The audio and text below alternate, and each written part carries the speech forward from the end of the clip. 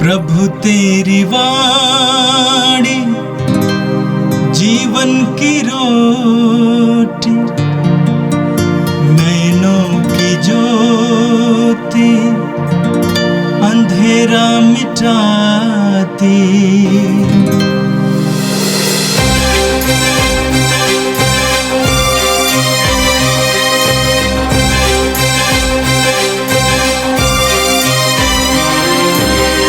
प्रभु तेरी वाणी जीवन की रोटी, नैनों की ज्योति अंधेरा मिटाती।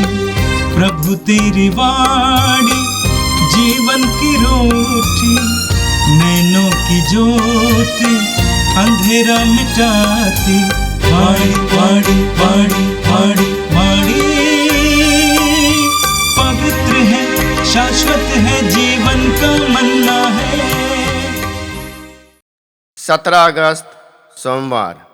पहला पाठ नबी एजेकियल का ग्रंथ, अध्याय 24, पद संख्या 15 से 24। एजेकियल तुम्हारे लिए एक चिन्ह होगा, उसने जैसा किया तुम लोग ऐसा ही करोगे। प्रभु की वाणी मुझे यह कहती हुई सुनाई दी, मनुष्य के पुत्र, तुम जिसे प्यार करते हो, मैं उसे आकस्मिक मृत्यु द्वारा तुमसे अलग कर दूंगा। किंतु तुम ना तो शोक मनाओ, ना विलाप करो और ना रोवो। तुम अपना दुख पीकर चुप रहो और मृतकों के लिए मातम मत मनाओ। तुम पगड़ी बांधे, जूते पहनो, अपना मुंह मत ढको और जो रोटी लोग देने आते हैं उसे मत खाओ। मैं प्रातः लोगों को संबोधित किया और उसी शाम को मेरी पत्नी चल बसी।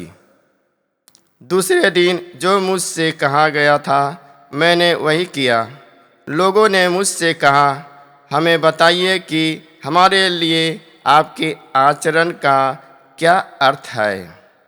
मैंने उत्तर दिया, प्रभु ने मुझसे यह कहा, इस्राएलियों से कहो, यह प्रभु ईश्वर की वाणी है, मैं अपने मंदिर को अपवित्र कर दूंगा जो तुम्हारे घमंड का कारण है। वह तुम्हारी आँखों की ज्योति और तुम्हारी आत्माओं का आनंद है। तुम्हारे पुत्र पुत्रियाँ जिन्हें तुम छोड़ गए हो तलवार के घाट उतार दिए जाएंगे। तब तुम लोगों को वही करना होगा जो मैंने किया।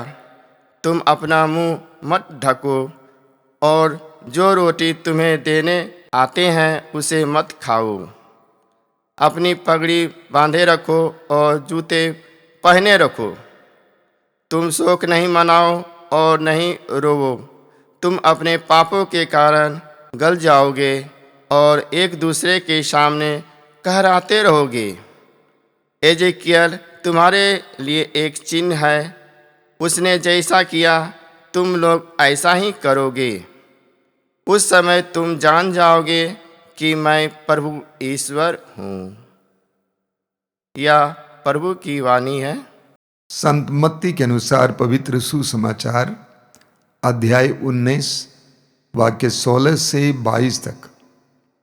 एक व्यक्ति ईसा के पास आकर बोला, गुरुवर, अनंत जीवन प्राप्त करने के लिए मैं कौन सा भला कार्य करूं?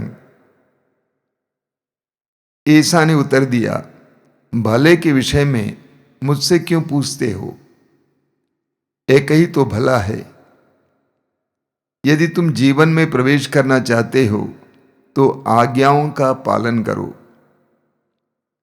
उसने पूछा, कौन सी आज्ञाएं? ईसा ने कहा, हत्या मत करो, व्यभिचार मत करो, चोरी मत करो, झूठी गवाही मत दो, अपने माता पिता का आदर करो और अपने पड़ोसी को अपने समान प्यार करो। नवयुवक ने उनसे कहा, मैंने इन सब का पालन किया है, मुझ में किस बात की कमी है? ईसा ने उसे उत्तर दिया, यदि तुम पूर्ण होना चाहते हो तो जाओ, अपनी सारी संपत्ति बेचकर गरीबों को दे दो और स्वर्ग में तुम्हारे लिए पूंजी रखी रहेगी। तब आकर मेरा अनुसरण करो। यह सुनकर वह नवयुवक बहुत उदास होकर चला गया, क्योंकि वह बहुत धनी था। यह प्रभु का दिव्य सुसमाचार है। ख्रिस्त प्रभु की जय। मेरे प्रिय भाई और बहनों, आज का पहला पाठ नबी एजेकियल के ग्रंथ से लिया गया था, अध्याय 24 से। आज का पाठ बहुत ही शक्तिशाली पाठ रहा। एजेकियल नबी थे। एक नबी का जीवन कितना कठिन रहा। ईश्वर के संदेशों को ग्रहण करना पड़ता था, ईश्वर को सुनना होता था और उन संदेशों को दूसरों तक पहुंचाना होता था। जब वो संदेश दूसरों को दिया जाता था, दूसरों का तिरस्कार स्वीकार करना पड़ता था। इतना ही नहीं, ईश्वर के आदेश का अक्षरशः पालन करना होता था। आज के पाठ में आपने सुना, नबी एजेकियल से ईश्वर ने कहा, मैं तुम्हारी पत्नी को जल्दी ही लेने वाला हूं। वो मर जाएगी, लेकिन तुम मातम नहीं मनाओगे। यहूदी परंपरा में अगर कोई प्रियजन मर जाता था तो लोग मातम मनाते थे, रोते थे, शोकित रहते थे, पगड़ी नहीं पहनते थे, जूते नहीं पहनते थे, मुंह ढकते थे, रोटी अपने घर पे नहीं पकाते थे, दूसरों की रोटी खाते थे। लेकिन प्रभु ईश्वर ने एजेकियल से कहा कि तुम ऐसा नहीं करोगे। तुम मातम नहीं मनाओगे, तुम पगड़ी पहनोगे, जूते पहनोगे, मुंह नहीं ढकोगे, दूसरों के हाथ से रोटी नहीं खाओगे। तुम उस गम को पी जाना, तुम उस दुख को पी जाना, प्रकट नहीं करना। जब तुम इस तरह करोगे तो लोग परेशान हो जाएंगे, हैरान हो जाएंगे और लोग तुमसे पूछेंगे कि ऐसा क्यों कर रहे हैं आप। ऐसा ही हुआ। एजेकियल की पत्नी मर गई। एजेकियल ने मातम नहीं मनाया और लोगों ने उसके व्यवहार को देखकर उससे पूछा कि ऐसा क्यों हो रहा है। ऐसे में एजेकियल ईश्वर की वाणी सुनाते हैं। वो कहते हैं, प्रभु ने मुझसे यह कहा, इस्राएलियों से कहो, यह प्रभु ईश्वर की वाणी है, मैं अपने मंदिर को अपवित्र कर दूंगा जो तुम्हारे घमंड का कारण है। वह तुम्हारी आंखों की ज्योति और तुम्हारी आत्माओं को प्रिय है। यहूदियों के लिए यरूशलेम में स्थित यरूशलेम मंदिर उनके लिए एक आस्था का केंद्र था, उनकी ज्योति थी, आत्माओं के लिए प्रिय थी। प्रभु ने आगे कहा, तुम्हारे पुत्र पुत्रियां जिन्हें तुम छोड़ गए तलवार के घाट उतार दिए जाएंगे। प्रभु ने कहा, तुम अपने पापों के कारण गल जाओगे, तुम अपने पापों के कारण गल जाओगे और एक दूसरे के सामने कराहते रहोगे। एजेकियल तुम्हारे लिए एक चिन्ह है। उसने जैसा किया तुम लोग ऐसा ही करोगे। उस समय तुम जान जाओगे कि मैं ही प्रभु ईश्वर हूं। इस्राएलियों ने ईश्वर का तिरस्कार किया, ईश्वर की आज्ञाओं को भंग किया। अब एजेकियल के द्वारा, उसके इस व्यवहार के द्वारा ईश्वर इस्राएलियों को संदेश देता है कि तुमने पाप किया है, तुम गल जाओगे, तुम मातम नहीं मना पाओगे। मेरे प्रिय भाई और बहनों, एजेकियल इस्राएलियों के लिए, यूदा के लोगों के लिए एक चिन्ह बने और एक संदेश बने, संदेशवाहक बने। हर मसीही और हर विश्वासी ईश्वर का संदेशवाहक है, वाहिका है। जिसने ईश्वर का संदेश पाया है दूसरों तक वो संदेश पहुंचाना उसका परम कर्तव्य है। ये ना केवल शब्दों के द्वारा बल्कि अपने जीवन के द्वारा भी। एजेकियल नबी के इस व्यवहार के द्वारा प्रभु ईश्वर ने हमारे सामने भी यही बात रखी है। हमें अपने जीवन और शब्दों के द्वारा दूसरों के लिए चिन्ह बनना चाहिए। और आज का सुसमाचार संत मत्ती के सुसमाचार के अध्याय 19 से लिया गया था। वचन में आपने सुना, एक व्यक्ति ईसा के पास आकर बोला, गुरुवर, अनंत जीवन प्राप्त करने के लिए मैं कौन सा भला कार्य करूं? प्रभु यीशु चारों ओर घूम घूम कर स्वर्ग राज्य का संदेश सुनाते थे, अनंत जीवन के बारे में लोगों को समझाते थे। ये धनी व्यक्ति, आगे हम पढ़ेंगे, युवक था। ये युवक यीशु के पास आता है और पूछता है कि गुरुवर, अनंत जीवन प्राप्त करने के लिए मैं कौन सा भला कार्य करूं? मैं क्या करूं? हम सभी भी यही सोचते हैं। अक्सर विश्वासी ये सोचते हैं कि हमें कृपा पाने के लिए, प्रभु का अनुग्रह पाने के लिए कुछ करना होगा। क्या करूं? बलिदान चढ़ाऊं, पैसा चढ़ाऊं, मोमबत्ती जलाऊं, तपस्या करूं, उपवास करूं। हम लोग भी अक्सर यही सोचते हैं कि कृपाएं पाने के लिए, अनंत जीवन पाने के लिए, आध्यात्मिक अनुभव के लिए हमें कुछ करना होगा। लेकिन आज के सुसमाचार के द्वारा प्रभु हमें बताना चाहते हैं, करने से बढ़कर हमें जीना होगा। हमारी प्राथमिकताओं को सही करना होगा, हमारे जीवन के मूल्यों को सही करना होगा। जीवन महत्वपूर्ण है, करने से ज्यादा जीवन महत्वपूर्ण है।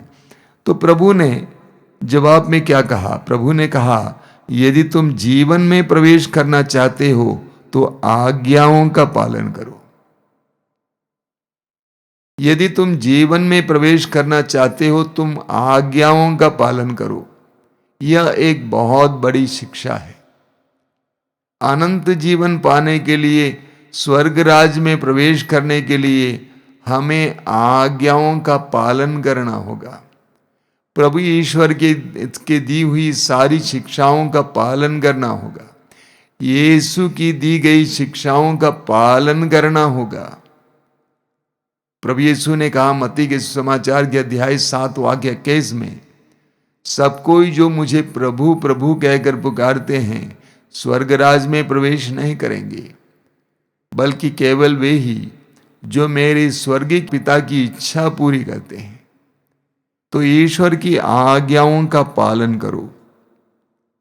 उस युवक ने कहा कि मैं तो सारी आज्ञाओं का पालन करते आया हूं।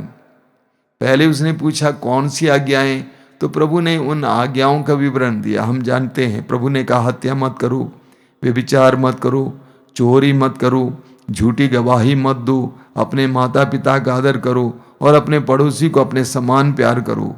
नवयुवक ने उनसे कहा, मैंने ये सब का पालन किया है, मुझ में किस बात की कमी है? युवक ने कहा कि मैं इन सारी बातों का पालन करते आ रहा हूं, लेकिन मुझे कोई विशेष अनुभूति नहीं मिलती है। मुझे वो स्वर्गिक जीवन का अनुभव नहीं मिलता है। मुझ में किस बात की कमी है?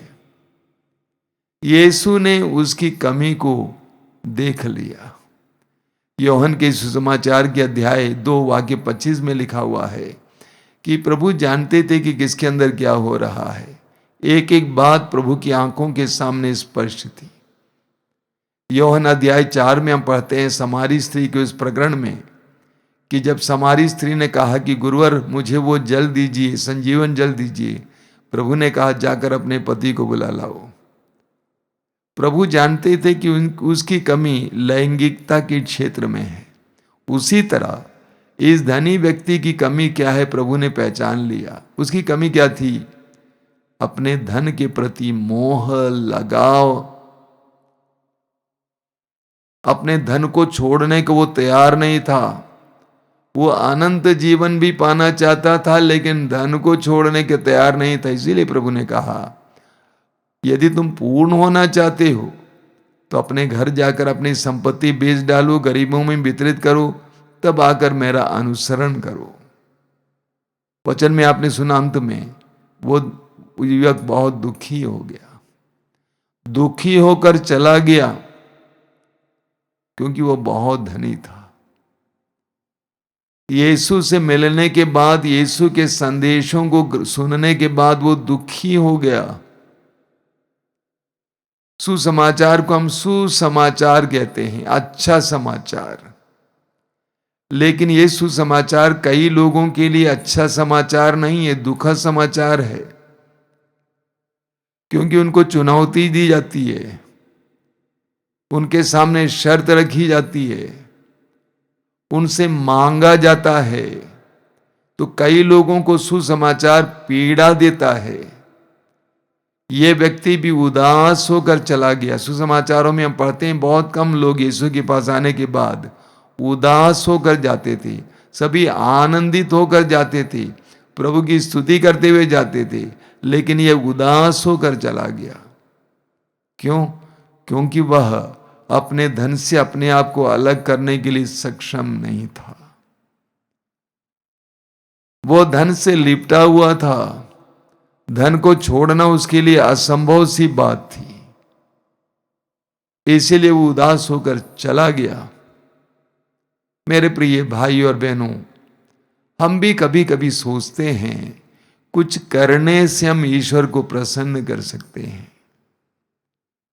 हम भी जो कैथोलिक हैं, मिसा बलिदान में भाग लेने जाते हैं, बाइबल पढ़ते हैं, रोजरी बोलते हैं, स्तुति करते हैं, बलिदान चाहते हैं, लेकिन ये काफी नहीं है।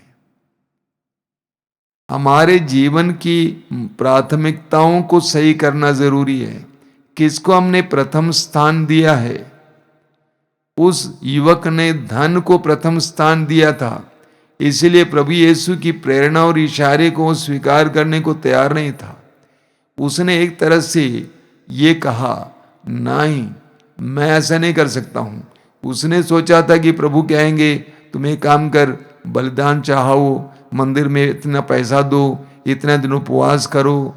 उसने कभी नहीं सोचा था कि प्रभु की मांग इतनी कठिन होगी, इसलिए वो उदास होकर चला गया। वो अपने को दूर नहीं रख पाया धन से। फिलिपियों के पत्र के अध्याय 1 वाक्य 27 में संत पौलुस कहते हैं, हमारा जीवन सुसमाचार के अनुसार होना चाहिए। हमारा जीवन सुसमाचार के अनुसार होना चाहिए। मैंने कई लोगों को देखा है, कई मसीही और विश्वासियों को देखा है, जो धार्मिक क्रियाक्रम तो करते ही हैं, समय पर जाते हैं, रोज मिसा में जाते हैं, लेकिन उनके जीवन के मूल्य प्रभु यीशु की शिक्षाओं के विपरीत हैं। उनके जीवन की प्राथमिकताएं प्रभु की शिक्षाओं के विपरीत हैं। ऐसे में हमें अनंत जीवन प्राप्त नहीं हो सकता है। ऐसे में हमें स्वर्ग राज्य की अनुभूति नहीं प्राप्त हो सकती है। ऐसे में हमें प्रभु की कृपाएं नहीं प्राप्त हो सकती हैं। आइए हम प्रार्थना करें। प्रार्थना करें कि प्रभु की शिक्षाओं और प्रभु की आज्ञाओं के अनुसार हम जीवन जी सकें। प्रभु यीशु, धन्यवाद देते हैं आज के सुंदर दिन के लिए, तेरी आशीषों के लिए धन्यवाद देते हैं।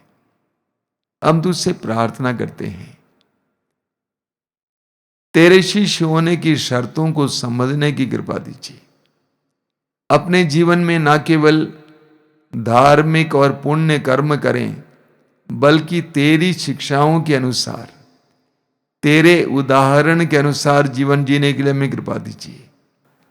प्रभु यीशु, हमें उन सारी चीजों से, उन सारी परिस्थितियों से स्वतंत्र कर जहां पर हम लोग गुलाम बने हुए हैं।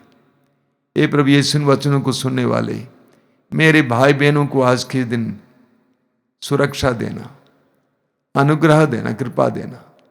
वे जहां कहीं भी जाएं तेरी उपस्थिति का एहसास उन्हें हो। हर प्रकार की विपत्ति से, हर तरह की दुर्घटना से उन्हें बचा के रख। हमारी इस प्रार्थना को ग्रहण कर। आमीन। प्रभु तेरी वाणी जीवन की रोटी, नैनों की ज्योति अंधेरा मिटाती। वाणी वाणी वाणी वाणी वाणी पवित्र है, शाश्वत है, जीवन का मन्ना है।